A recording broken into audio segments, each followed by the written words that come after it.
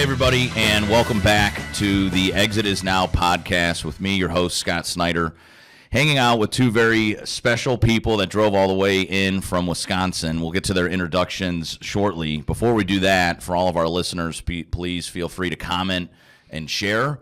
You can also subscribe to the Exit Is Now podcast at exitisnow.com. So with that, I'd like to welcome Fred and Tracy Johnson from a company called Initiative One. If you're certainly part of the EPI community, you probably have seen certainly Fred speak at a couple of different conferences and events throughout the last year or two. But their company is a global leader in leadership development and what I would say culture building. Now, I think the nice or the cool story is, and if you've heard me speak about them in the past, they made a massive impact. We were talking about this last night at dinner, a massive impact on me personally, and certainly our company, Exit Planning Institute, and everybody within the company, all of our teammates and everything here at EPI. We're going to share that story. As we all know, if you follow the podcast so far this year is really themed around value acceleration and how it comes alive in our businesses, right? As somebody that has kind of grown up through the methodology, I'm bringing in people and utilizing different topics and themes to really showcase how it all comes alive. And I think that Fred and Tracy kind of bring this human capital and social capital components of a business that help people to make better decisions, communicate better, grow their company.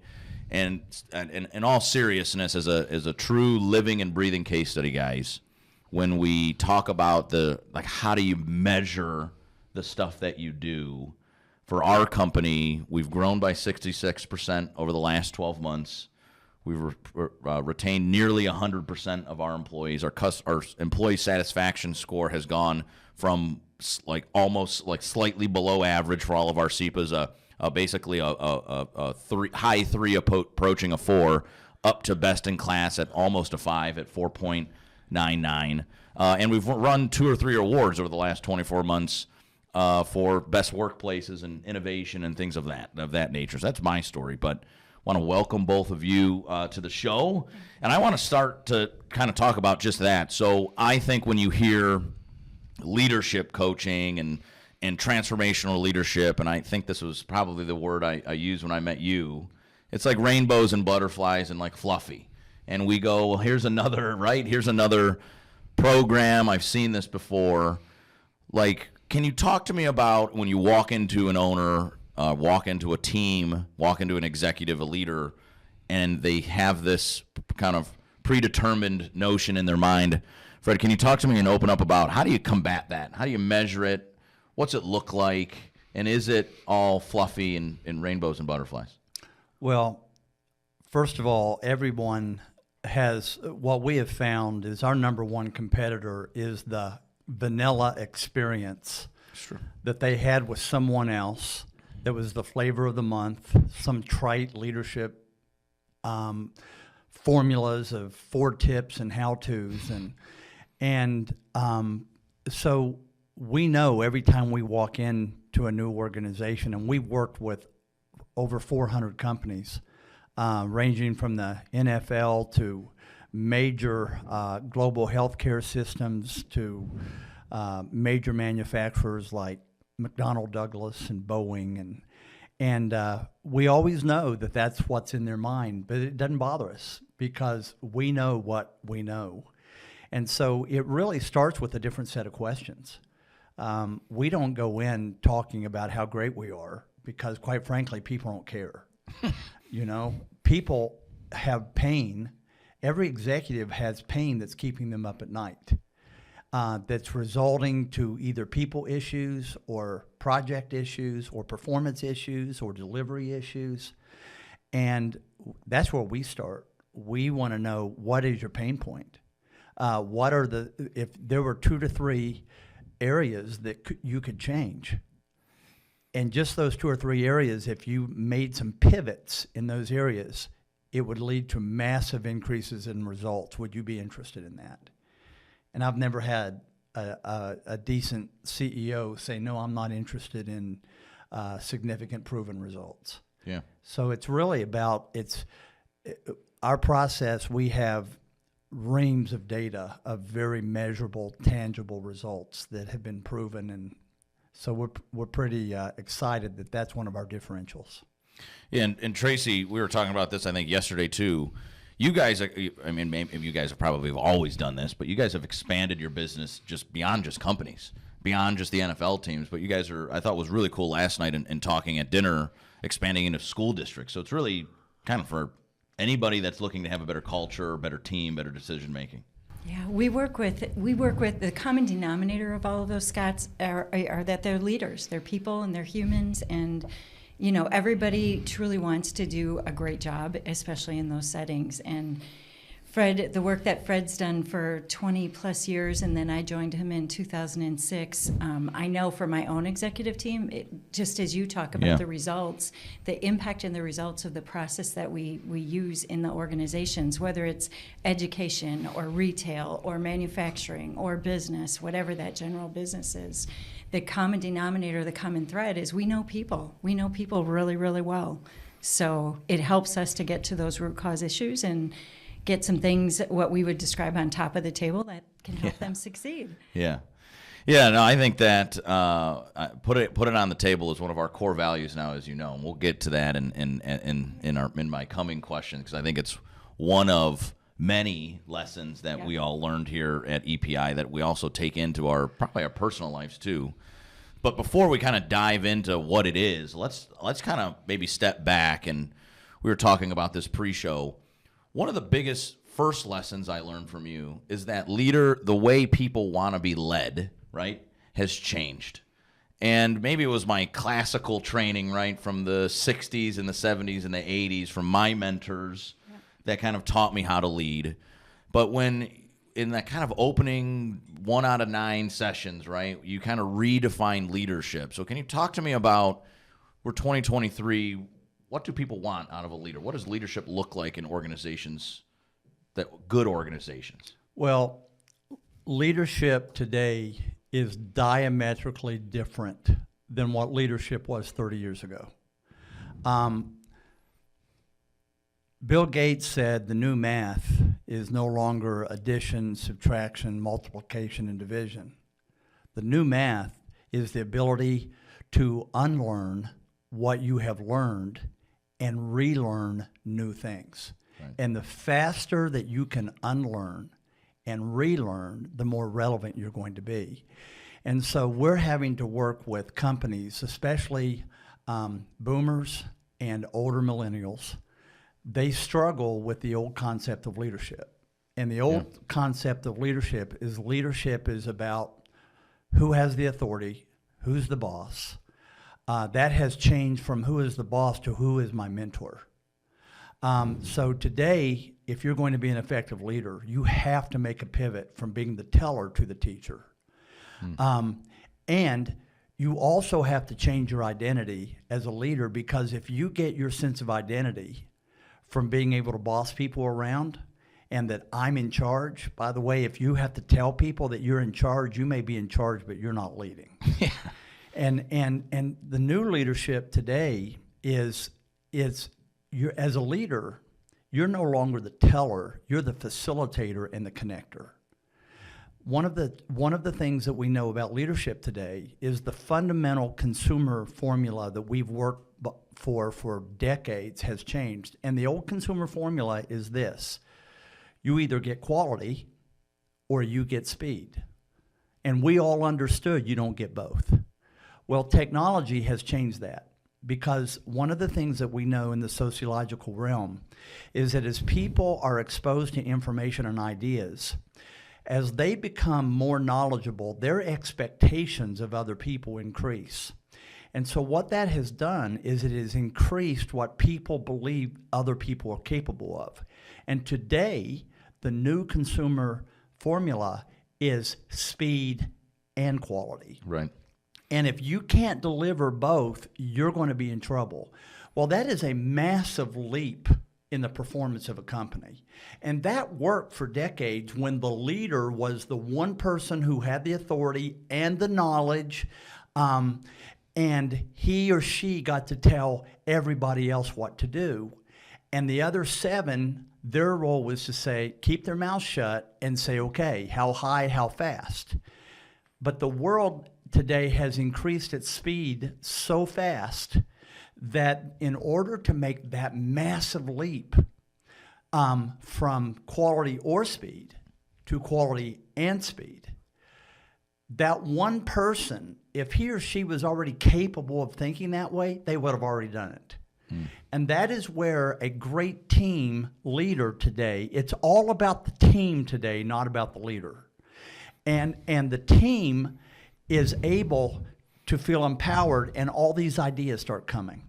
And not only do the ideas come, but they feel safe enough to start challenging each other and say, well, come on, talk to me about, I disagree with that. What about this? And ideas start getting scrutinized. And when you increase the quality and speed of ideas, which are the solutions to your problems, you get better. And so today, leadership is all about, am I the kind of person that people want to join my team? And with all of the various experiences and backgrounds and know-hows. And my role as a leader today is to become more attractive to other people so I build a community. And for that to happen, leadership used to about me examining you and what you need to do better. Today, leadership is about examining me and what I can do better so that I can create an environment where my teammates are not afraid to do the same thing with themselves. Well, it's very personal, right? I think another thing is that leadership and what you learn through the program is that I think a lot of us, or at least in my career as a business person and a leader, an entrepreneur, is that you're taught, at least for me, that business isn't personal, right? Like you come in here to work. But it's actually the opposite. It's actually very personal, and it's actually very simple. If you have a really shitty morning with your wife and you got the kids on the bus, you come into the office, you're probably going to have a crappy day at the office. Yeah. And if the guy sitting in the cube next to you or in the meeting with you can't say, hey, man, like, what's wrong? You want to talk about something? You seem a little off. And that can't be a nice conversation. Like, you're just going to have a crappy day. Or, on the flip side, we have a really big issue at work. My spouse, when I come home, is definitely going to know that I had a bad day, and I'm going to start taking it out on the kids and my spouse and everything, the volunteer activities. And so it's actually kind of a unique process when you think about leadership today or or developing a better culture and organization, because you have to kind of look inward first. So the process, at least your process, starts with the more of a personal side than really a business side. Can you guys talk about that? Because I think it's unique for me. Yeah. Well, one of the principles or one of the things that we teach is really about learning to become intentional, deliberate, and make sure that you're making conscious decisions, right? Yeah. And if we're not aware of what's going on inside from an emotional perspective, or that something's ticked you off, and you're not processing through that, your ability to be intentional and deliberate goes down. And you're more reactionary in that scenario. So for what you just described, if we're not continuously processing and really figuring that out for ourselves first, inside first, and we use this like motion a lot where we're pointing at ourselves first, we know that the organization will become a reactionary organization. And we know that reactionary organizations do not do as well as more deliberate, intentional organizations. And again, it comes back to the people. How are your people interfacing with each other? Are they bringing the things from home that are negatively impacting the work environment, and vice versa?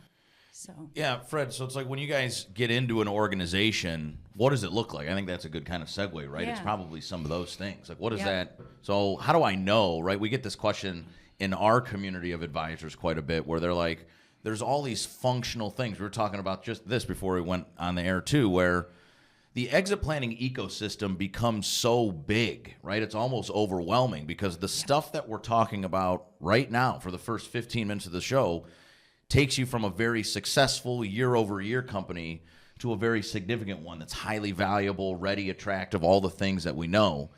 So if I'm an owner listening to the show right now, or even a SEPA with a large team of advisors owning their own practice, what are the signs that it's like, maybe I need this in my organization? What does that look like? Well, there's some little secrets that we look for.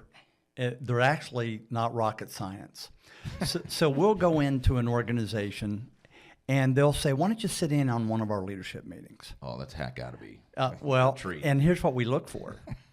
We look for, are they talking over each other? Are they able to, are they competing with each other around the table? Does one always have to have a one-up of someone else? If someone disagrees with an opinion, does someone get their dander up and get all ruffled about it? And how many interruptions are having? Real healthy teams talk slow and listen long. And so we look at their ability to listen to each other. We also want to know, and we can discover on a scale of 0 to 10 very quickly what is the level of trust that that executive team has with each other and has with the leader of that team. And we know that if the leadership level is 2 or lower, you got a real problem. And the level of trust has to reach somewhere around a 7 or an 8.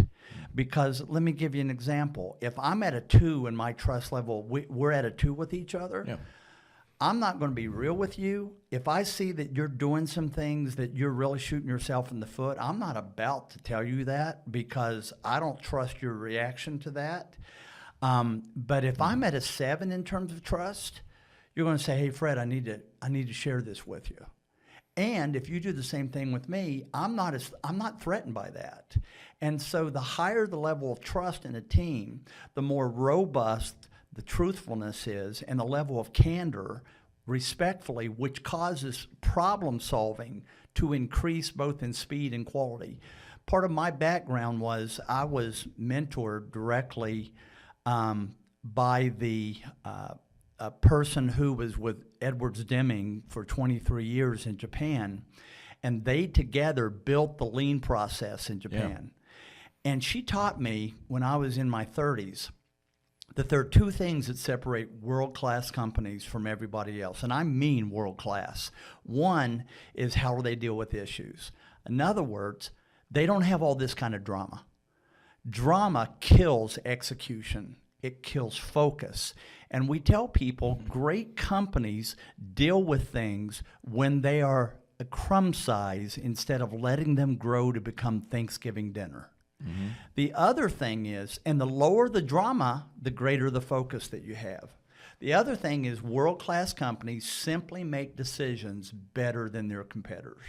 They're able to make them faster, with clarity, and they have a methodology to make objective decision-making based upon planning, purpose, and people. Unhealthy companies make decisions based on politics, pain, pressure, and personality. Hmm.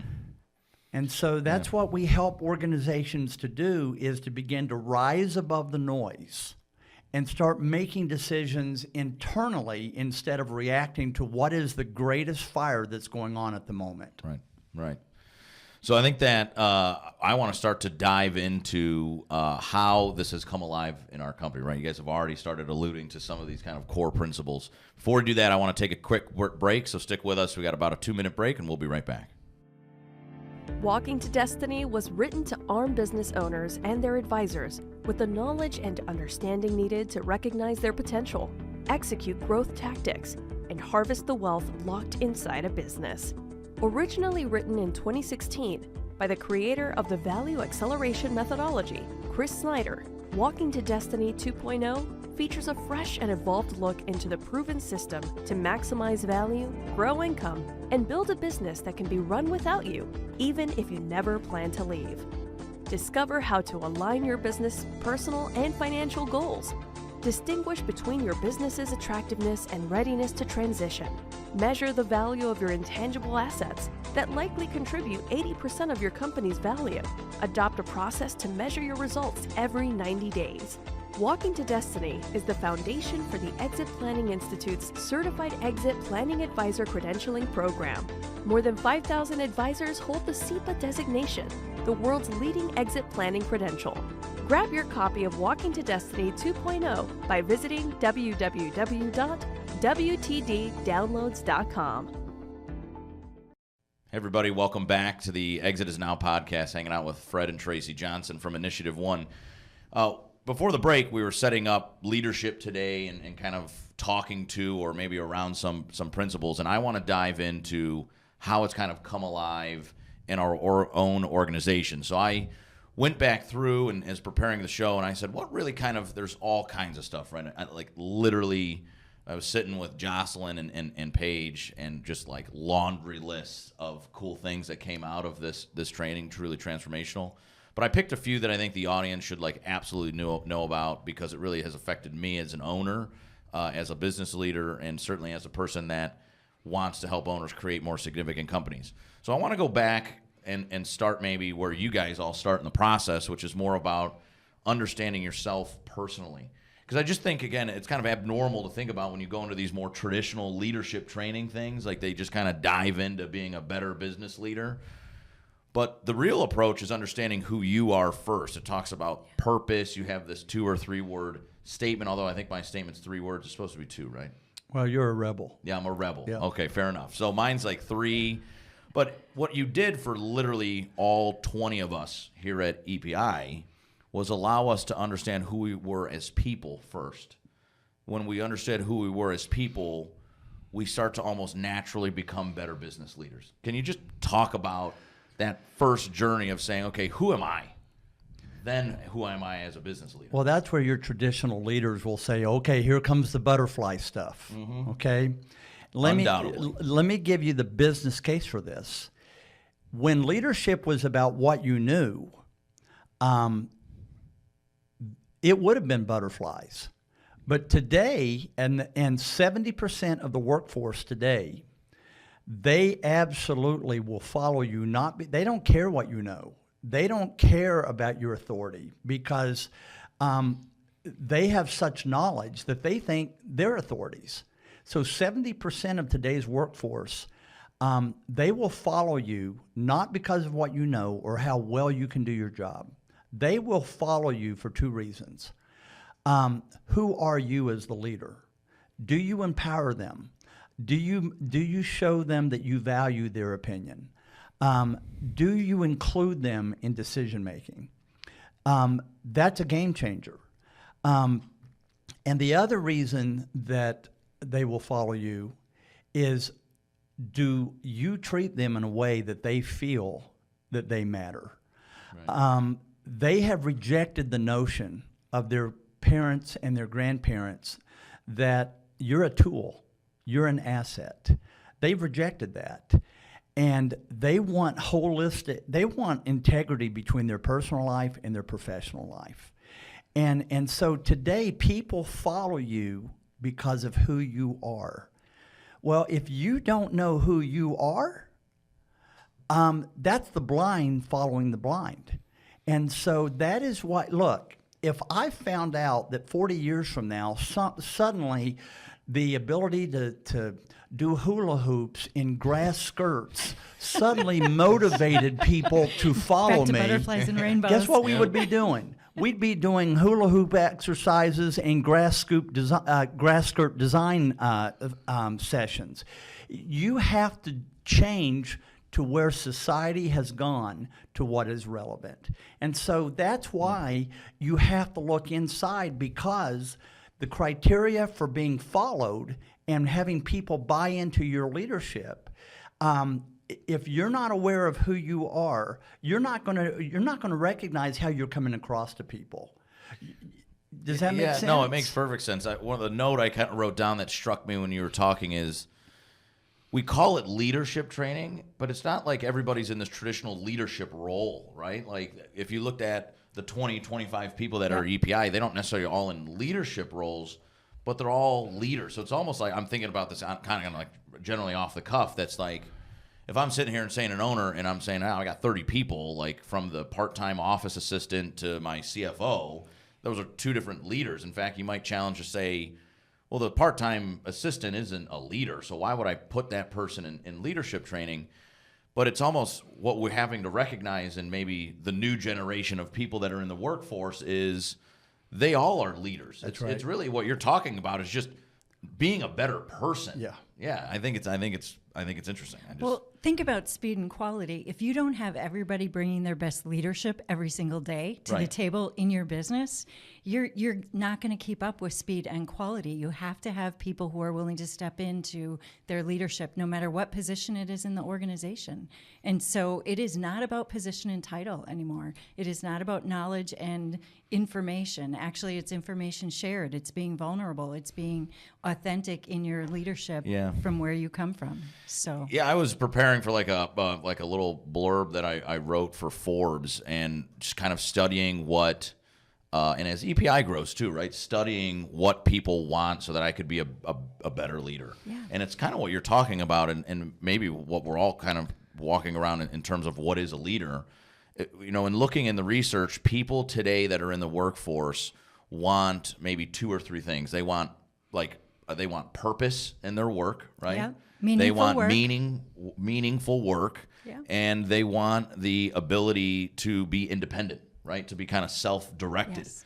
So if you think of those two things, you're kind of like your own leader then, right? And even though you might not traditionally be leading people and people are following you, you need these leadership type qualities to, frankly, just be a better person and excel in the current environment. Yeah. But nonetheless, so I want to talk about what you talked about in the start of the show was one of the very big lessons that I also learned. You talked about being intentional and deliberate. You mentioned this. Yeah. One of the things that you guys taught us, too, it's one of the modules that you go through, was living a proactive life, right? Can you kind of talk about like what a proactive life looks like? Because I think a lot of times people are very reactionary. It's less than 1% of people who live a proactive life.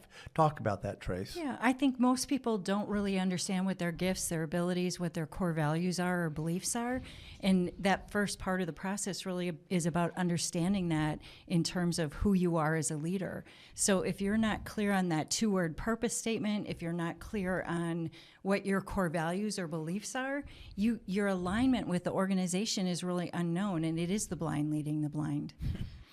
Scott, and it also bleeds over into how you run your companies. When I was working with the Baldridge organization, which was the organization that defined who the leading company in the United States was for world-class excellence. Here's what had to be present with any of those folks that were competing in that rare air. They had to have a clear sense of who they were as a company. You see where it starts from? Yeah. And so if you have 8 people on your team that don't have a clue of who they are, and they're making decisions, fighting the latest fire, who's making the greatest noise, when they get into a company, they're going to do the same thing collectively. Yeah. And what we know about world-class companies is they don't react, they make decisions based upon what is my purpose, what are our core values, and what are our 2 to 3 critical goals. They don't try to be all things to all people. Yeah. And that if you try to be all things to all people in your personal life, you either live by your purpose or you're going to live by other people's noise. And the same thing happens in companies. And world-class companies know what to say yes to, and they know what to say no to, and they are very clear about it. So I want to talk about this put it on the table thing, right? I think it's like, I don't know what your other clients think, but it's always like the coolest thing. We literally just stole it from you, put it as our number one core value. And when we rewrote the core values is another thing that came out of our transformational leadership kind of training. But I think that it's, again, such a simple concept. But I could tell you when you met us, we were real awful about this, and it's just so simple. And there's probably people listening now where you just got out of a meeting this morning. You didn't necessarily agree or you wanted to share your opinion, but you kind of just let it go because either you didn't want to or you weren't comfortable. So they made the decision because you left some stuff under the table. And then eventually, right, it all kind of boils up. The table almost like collapses and you see all this trash under the table and the organization's in chaos. And you have all kinds of meetings after the meeting. Meetings after the meeting. It's like, like we used to do that all the time. Me and Paige would be in a meeting together, right? And then Paige would just go right behind my back, go over to Jocelyn's office, right? And just go talk to Jocelyn about, you know what, Jocelyn, all this stuff. Not that literally happened. Maybe it did, maybe it didn't, right? We're not in a position maybe even back then to have those type of conversations. But now in our leadership meetings on Monday mornings, we have them 2 hours every Monday, 2 to 4 p.m. It is it's deliberate, it's intentional, it's thoughtful, and we make tons of decisions. They listed maybe like 11, not like burning fire issues, but issues. Like we got to go through and address all of this. And we just like go around the table as if we're just hanging out talking now. And so we don't always agree, but we move things forward and I think move things along. And I just think that put it on the table is such a simple thing, but it's a game changer. Well, here's why. We keep coming back to decision making. World-class teams make better decisions. Yeah. Well, the reason for that is the place where they make decisions is the meeting is the meeting. If I know that the real decision is not going to be made here, that there are going to be some conversations outside of this meeting, and I know that, there's no way that I'm going to be real about piping up and say, I think I know what the real issue is. I'm going to keep quiet. Or if I think I'm going to be judged upon going against the grain of the rest of the team, so I keep my mouth shut. But I have a piece of information that could help us fix that problem that no one else has thought about. And so when the meeting is not safe, your decision making deteriorates. So we know in great teams, there's always two agendas in every meeting. There's the over the table, what we're there to supposedly talk about, and there's the under the table, which is what everybody is really thinking, but no one is saying. Dysfunctional teams have this whole basement full of stuff, and everyone knows it, and no one's saying. So your meetings are an illusion, and everybody knows it. And so unless you get this stuff on top of the table, that will continue to be the agenda that's really causing your team not to be real and trust each other. You think about adopting that philosophy or concept in the value acceleration methodology, right? Like when Chris wrote the methodology, there are monthly one-on-ones, there's leadership meetings, there's meeting amongst the advisory teams, there's quarterly renewals, there's big annual workshops. But can you imagine? I know you call them like dysfunctional, but I'm saying like I think it's like normal way of doing business, right? Because people aren't thinking like this, even though they might know. It's almost like it's like subconscious. They like that's just how most companies run, and it's pretty successful, right? Like I mean, we all make good money, like. But could you imagine how much more you can be, or how many more people you could retain and grow with you for 30 years? Or the shuffle of people coming in and out of the business. Like if you think about it as applied through the value acceleration methodology, if you're an advisor listening right now thinking about how much more productive could your advisory meeting be? It's wild to me, right? It's just wild, but it's such an easy concept that you just got a bunch of stuff under the table. If you just bring it on the table, now again, you got to kind of create that safe environment, if you will, to have deeper conversation. There's some work that kind of goes into that. But I think honestly, it's like a blow your mind kind of topic for me. And individual comfort with conflict. I mean, when Fred spoke at the San Antonio EPI conference, make conflict your BFF. It's one of the most popular topics that we get for keynotes. And that's some of that individual work that you have to do to be able to engage in a team like that. You have to get comfortable with it. See, it goes back to that personal side, though, right? It goes back to, okay, who am I as a person? Yeah, and how do I handle it? And how do I handle things, right? And you could also see the impact now. I'm thinking about, as you were talking to, Fred, about the impact in family businesses. Talk about some of the chaos. And like if I can't talk to Dad and Dad can't talk to me and I can't talk to my sister, or these family meetings that we say that owners should have, whether there's family in the business or not, we believe that every business is a family business, right? It's supporting a bunch of families, let alone your own. Yeah. If you can't get around the table and say, let's talk about estate planning, let's talk about wills and trust, and you're going to leave stuff under the table, this is why families blow up, right? They have an unfortunate event, Mom or dad passes away. Here's what mom and dad wanted, and they're sitting there bickering and hating each other because no one ever just talked about it and put it on the table. Yeah. It's just so simple to me. Well, and we were talking about before, there are some companies who talk about this, have a crucial conversation, but you also have to create a structure where people can do that. For instance, if and we call it trust accelerators.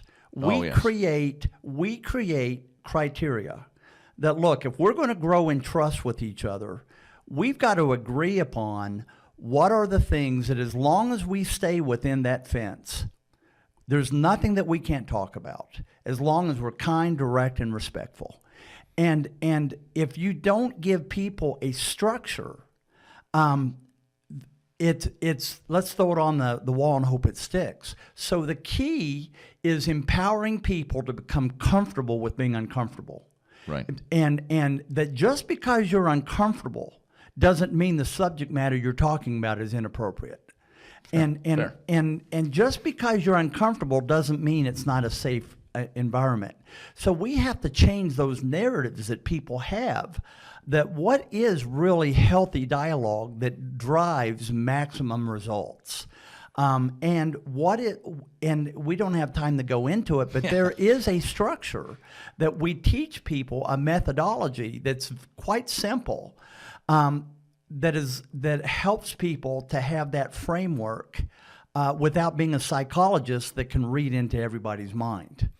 So let's talk about decision making, right? Because another thing that I think many leadership teams do on a daily basis, right? And I do it every Monday. We have to make some decisions. And again, kind of coming back to exit planning, there's all kinds of decisions that we need to make.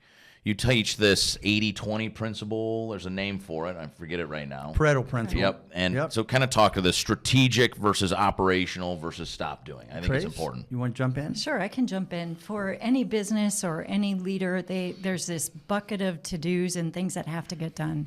And most people take an approach where they're not really looking at it from the standpoint of impact, because we know and we teach a principle that leaders lead by impact, not by busyness. And so again, going back to how we look at our work, how we look at the organization work that needs to get done, we have to have a clear idea of what's impactful, not just what's busy. And so if you have 10 things on that checklist, 2 of those things are going to make an 80% impact on your business, and those are the things that will whisper at you. You have to set time aside.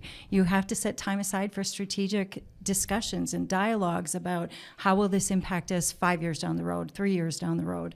And it helps us to move toward our vision as organization or as an individual. Then there are 3 through 7, about 4 more things that are operationally things that have to get done. You've got to pay the bills. You've got to keep the lights on. You've got to train your staff. Those are operational things that have to go on a day in and day out basis. And they create about 17% of the overall impact of the business, 3 through 7. Yep. And then a part of that decision making is really being very clear about the 8s, 9s, and 10s, the last 3 things that are typically things that we do to get people off of our back.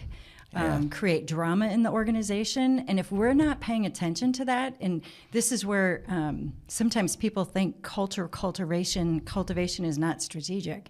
It's very strategic because it's keeping your teams focused on the most important things and telling them to stop doing the 8, 9s, and 10s, which for somebody who is a perfectionist or doesn't like conflict or is afraid, a people pleaser, those are really uncomfortable places for them to say, I'm not going to do that. You don't want me to do that? That's one of the things on the checklist. And we say, no, don't do it. Don't ever do it. Get it off the plate completely. Just get it out of your mind, because you've got to get back and get your organization back on working on impact things, not just busy things. We find our time studies show that the average CEO spends 60% of their time on 8, 9s, and 10s. It's wild. That only produce 3% of the total impact of the organization. And we tell people, as a leader, you've got to get used to letting that noise be out there. We call it leaders create a firewall. And the reason why 87% of strategic plans fail is because they say we've got to set aside our time. 20% of our time has to be set aside to work on our ones and twos, which are the transformational things for the future. Well, if I'm a leader that doesn't want any discomfort, and I find out there's a crisis going on because two of my staff members just had a fight with each other, let's cancel the meeting today. We got a crisis. We'll get back to it. That's what happens. And so great leaders, they build a firewall. And they let the fires burn while they're working on how to stop fires in their ones and twos. And so that's a major, 8, 9s, and 10s are those things that you have to say no to or systematically unwind over time. Fair. Yeah. Well, I think that we talk about it as tasks and things that we need to get done, but you can also almost rank people 1 through 9, right? And we've done this. Or business that you're working with. I just think if people have read the Walking to Destiny book, there's a chapter in there called The Perfect Exit. A gentleman named Andy Rayburn. He came to he was one of a keynote speaker at one of our conferences. I remember sitting there. This was several years ago. And just listening to him speak about how he does it once a year, and he kind of cleanses his client list where he's like hiring or spending more time with good clients and just saying, again, not that they're bad people, but just not a right fit for them. And it's interesting to say, okay, not only what are the tasks that are like these 8s, 9s, and 10s, but this noise from customers that just drain not just even money. Maybe they're actually spending a ton of money with you, but they're an 8, 9, and 10. Here's what we teach companies. We teach companies how to identify their 8, 9, and 10 clients. Right. And learn how to either have conversations to raise them up into 3 through 7, which is our companies that they do a lot of one-off business. They're really not partners, but they're not hard to do business with. 17% of your revenue. But here's what we know who are 8, 9s, and 10s. They want it all. They want it now. They are high maintenance. They don't care of the commitments that you have made to other companies. They're narcissistic people that they will jump the line and say, I want that delivery right now, and I don't care what it's going to cost you. They're not loyal. They beat you up on price. Oh, and they will refer other 8, 9s, and 10s to you because this is a company who puts up with my crap. You ought to try it out. Yeah, I think that's so true. It's so true. And I think once you realize that, too, I like how you said, too, you either kind of move them into a better position or, unfortunately, just end the relationship. But for me, we've done that here since meeting you guys. And our team, you could just tell they're just happier. Yeah. It's changed who they are. So I want to take a quick break. We'll be back in just a couple of minutes. We'll continue the conversation about transformational leadership. Get ready to uncover innovative solutions, build deeper relationships, and share transformational experiences at the Exit Planning Summit this May in Scottsdale, Arizona. The summit is the world's largest exit planning-centric event, bringing together professional advisors and their teams from around the globe. It is the premier conference for people committed to working with business owners, accelerating business value, aligning personal and financial strategies for the business owners, and collaborating with the top professionals in the market today. The transformative experience does not stop when the sessions end. Immerse yourself in a distinctive lifestyle experience that transcends expectation. Join us at the magnificent 5-diamond resort, The Phoenician, the premier luxury hotel in Scottsdale. Immerse yourself in breathtaking views, impeccable service, and unparalleled amenities. Curate a distinctive resort experience infused with a retreat-like ambiance that transforms your well-being. Learn more and reserve your spot now at www.exitplanningsummit.com. All right, we're back with Fred and Tracy on the Exit Is Now podcast. So we certainly have dove deep, but not deep enough. So if you guys want more of this stuff, Initiative 1, Fred, Tracy, the whole team, you should just Google them, look them up on LinkedIn. They're kind of like us where we share a ton of content. So you go to their website, there's they have a blog, they have a podcast, they have these free monthly think tanks. So if you're into this stuff, you could join like 800 people who are tuning in virtually, and these folks built a in-person facility, learning facility, right? Yeah. During COVID, where everybody was going, so pretty gutsy there. People thought we were nuts. Yeah, so you can get like Fred's book, Reality of Change, plus some other stuff at their website. They can go deep, and again, they contribute a lot for free. So all you got to do is make the commitment to tuning in. But we kind of started at the top and said, I think a lot of the times now an owner, now an advisor is kind of bought in. They're like, I totally get what you're talking about, but how do I get some tangible results? What's that look like? So can you kind of quickly talk about how can I measure this? Yeah, it is very measurable. We have reams of data, but let me just give you 3 examples. Sure. None of this is magic, but it does change the results of your organization. I'll give you 3 examples very quickly. We're working with the school district right now that the school superintendent, after working with them 2 years, announced to his entire faculty last week while we were present, that their complaints went from close to 800 formal HR complaints from teachers about the principals in their school buildings. 800 formal complaints, which tells you there is a ton of drama in every one of these buildings. In 2 years, it has gone from 800 formal HR complaints against principals to 0, which is a massive change in what's going on in those buildings. Let me give you another one. We have a pizza company that we're working with. The CEO, 1 month into our process, for different reasons that we helped address, he said, let me tell you something. You guys have already paid for yourself in the first week. He said, in last month, our pizza processes, we made 26,000 pizzas more a day at $5 a pop times 250 work days a year. As a result of things that we're moving faster. We have less quality issues than we've ever had. It's $32 million without adding a penny to cost of business other than the dough and the sausage. And, sure. and then the last one, we've got a company that came to us. Their bank was in a workout with them.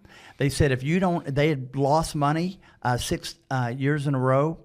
3 years later, they were named the Michigan Small Business of the Year, and their profitability had increased by 29 times because of their ability to work faster and change product lines much faster. I think it's incredible, and you kind of heard at the top of the show how it changed my life personally and everybody here at EPI.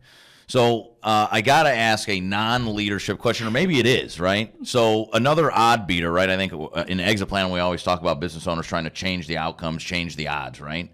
And another one that you hear a lot about is husband and wife businesses don't work.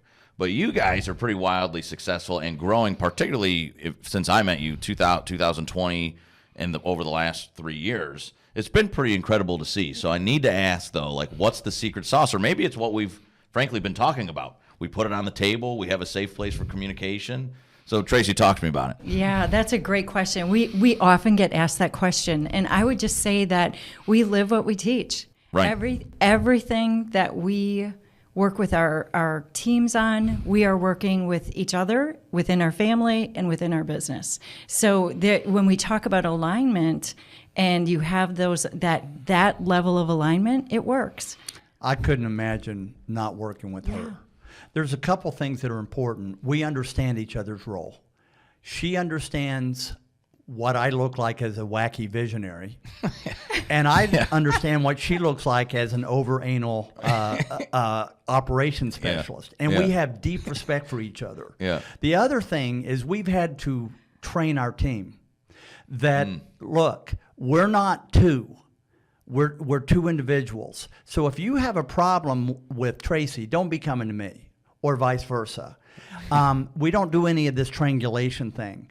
And if Tracy has a concern with one of her team members and she goes to them, they know that we're two separate individuals, and that this is Tracy's concern. It's not that we've talked about it and we're both in agreement. So you've got to really establish that separation with your team to make this work. The other thing is we both love business. It's play to us. You could see it's it's like a hobby. It's play to us. Yeah, it is. It's the best thing. I get to be with her all the time. What? And I get paid. It's awesome. I get paid to be with you too. Yeah, isn't that wild? I mean, but I think in all seriousness, right, I think change is hard. And I think that, even they asked me and Chris, right, a father-son team, how do you guys do it? Because like you two, if you were to have a cocktail at night with you at dinner, a breakfast meeting, hanging out here, you guys are seemingly really happy. And I think, I don't know if you guys get this, me and my dad get it. They're like, this is kind of BS, right? They're not this kind of family. But we work at it every single day. Yeah. We embrace stuff that you've taught us. My next guest in a couple of weeks is Tom Deans, who wrote the book Every Family's Business. There's a family business blueprint at the back of that Dad and I do each year. So it's hard, but it's practice. It's like, who was a basketball player, right? Kobe Bryant stood he missed a 3-pointer or something and shot 3-pointers after the game. It's like that. You just constantly train and practice. If you see changing the culture, which is changing the behaviors, which is changing the decision-making of your organization, if you see this as a journey that has an end, and as soon as we get there, we're done, you are going to fail. The moment you quit working on culture, which is the collective behaviors and decision-making of your team, the moment you quit working on it, you immediately begin to regress. Yeah. I mean, Chris would talk about it in our SEPA terms, right? That social capital, that culture, is the hardest to achieve. Yeah. And I like what you said, that it's just like a constant pursuit of just being a little bit better each day, or 1%. A little bit more refined, right? It's just, and if you think about that in terms of highly successful and then highly valuable and transferable companies, they embrace that.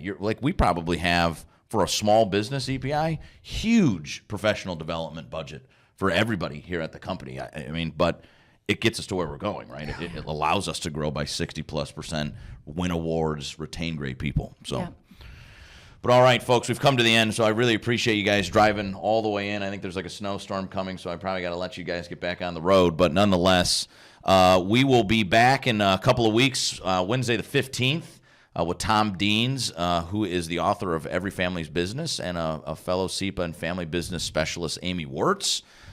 In just a couple of weeks. So you can get the podcast at all of your great podcast platforms. But with that, Fred, Tracy, thank you guys for hanging out. I really appreciate it. It is our pleasure. Yep. Love yeah, we'll go hang out after the show here. We maybe love a little EPI. bit. Okay, thanks. We'll see you guys in a couple of weeks.